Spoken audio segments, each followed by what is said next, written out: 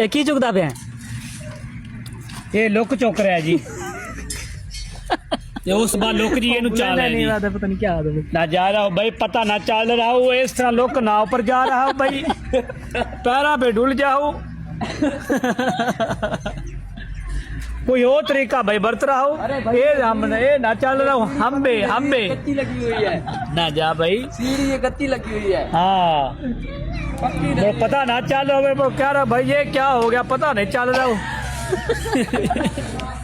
ऐसे म्यूआ दी बोली सुना है तो चेक करा हाँ जी मैं बोलना जा रहा भैया, सी पंजाबी बोलता हूँ मैं, नहीं ना बोलने आ रहा हूँ, थोड़ी बहुत ही बोल रहा हूँ।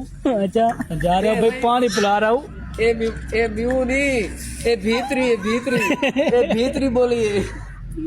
एक क्या पाए जा पाए ये लोग पा रही, लोग पा रही हूँ छत पे। अच्छा लॉक पड़ा उसको।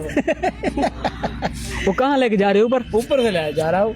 अच्छा दोनों से की बोली मैं उन्हें बोली आई नहीं समझ समझ आ रही है थोड़ी थोड़ी समझ आती है बोलनी नहीं बोल आती। नहीं रहा। बोलने नहीं कोशिश करते पर सिखा रहे वाह बस बोले तू बोले सानू मैं सराकी बोली दी समझ सराकी दी आ जाती है ते सराकी बोलना नहीं आता। अच्छा लेकी बोल ना। नहीं आता यार। तू इतना क्या कर रहा था बैठा? बल बैठा क्या कर रहा था बैठा मंजी उधर? मैनू की पता क्या तू अकेला बैठा। वैसे यार ये मैंने बोली सिखाओ ये। मैं फिल्ला बैठा ये तो नहीं आते मैं वेला बैठा। हाँ किधर गया है? तू आग में उधर गया साफ कर। मैं उधर गया साहब उधर उधर उधर गया भाई, उदे उधर गया साफ कर।